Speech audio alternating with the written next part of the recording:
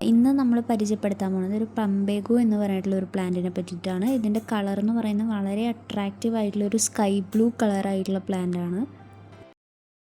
Daily flowers വേണം എന്ന് ആഗ്രഹിക്കുന്ന ആളുകൾക്ക് ഈ ഒരു പ്ലാന്റ് ഭയങ്കര നല്ല ഒരു ഓപ്ഷൻ ആയിരിക്കും. പ്ലാന്റ് ഗ്രോത്ത് കഴിഞ്ഞ് അതിൻ്റെ എൻസിലായിട്ടായിരിക്കും ഫ്ലവറിങ് പൊതുവെ കാണാറ്. അതുകൊണ്ട് തന്നെ പ്ലാന്റ്സ് ബുഷിയായിട്ട് നിർത്തണം. കംപ്ലീറ്റ് ഫ്ലവറിങ് വേണമെന്നുണ്ടെങ്കിൽ ഫ്ലവറിങ് വൺസ് കഴിഞ്ഞാൽ നമ്മൾ കട്ട് ഷോട്ട് ചെയ്ത് വിട്ടാൽ മതി. അത് പ്ലാന്റ് കട്ട് ചെയ്ത് പ്രൂൺ ചെയ്ത് നിർത്തിക്കഴിഞ്ഞാൽ കുറച്ചും കൂടി ബുഷിയായിട്ട് പ്ലാന്റ് വളരുന്നതായിരിക്കും. വളരെ ലോ മെയിൻ്റനൻസ് ആയിട്ട് ഈസി ആയിട്ട് വളർത്താൻ പറ്റിയൊരു പ്ലാന്റാണ് പ്ലംബേഗോ. ഫെർട്ടിലൈസേഴ്സിൻ്റെ ആവശ്യമൊന്നും ഇല്ലാതെ തന്നെ നല്ല രീതിയിൽ ഗ്രോത്ത് കാണിക്കുന്ന ഒരു പ്ലാന്റാണ്.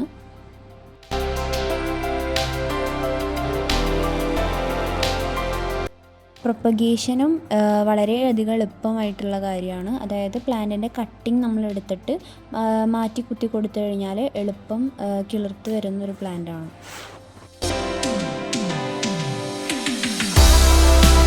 നമുക്ക് ചെടിച്ചട്ടിയിലും നടാം, അതേപോലെ തന്നെ നിലത്തും നടാൻ പറ്റുന്ന ചെടിയാണ്.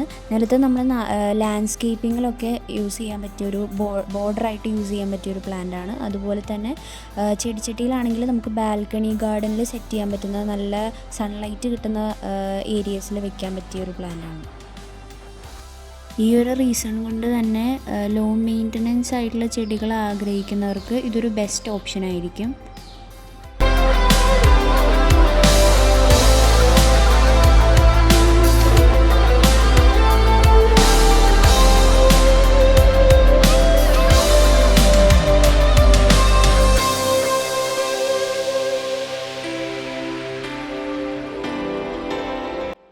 ഫ്ലവറിങ് പ്ലാന്റ് ആയതുകൊണ്ട് തന്നെയും ഡെയിലി ഫ്ലവർ ചെയ്യുന്നത് കൊണ്ട് തന്നെയും ഇതിന് ഡെയിലി വാട്ടർ ചെയ്യേണ്ടത് അത്യാവശ്യമാണ്. പിന്നെ വാട്ടറിങ്ങിൽ ഇപ്പോൾ വാട്ടർ കുറവാണെന്നുണ്ടെങ്കിൽ ലീഫ് പൊതുവെ ഒരു സൈൻ കാണിക്കാറുണ്ട്, അതായത് ഇലകൾ തൂങ്ങി നിൽക്കാറുണ്ട്. അപ്പോൾ ആ ഒരു ടൈമിൽ നിങ്ങൾ വാട്ടർ മാക്സിമം കൊടുക്കാനായിട്ട് ശ്രദ്ധിക്കുക. അപ്പോൾ അടുത്തൊരു വീഡിയോയിൽ വേറൊരു പ്ലാന്റ് ആയിട്ട് വരുന്നതായിരിക്കും. Thank you for watching.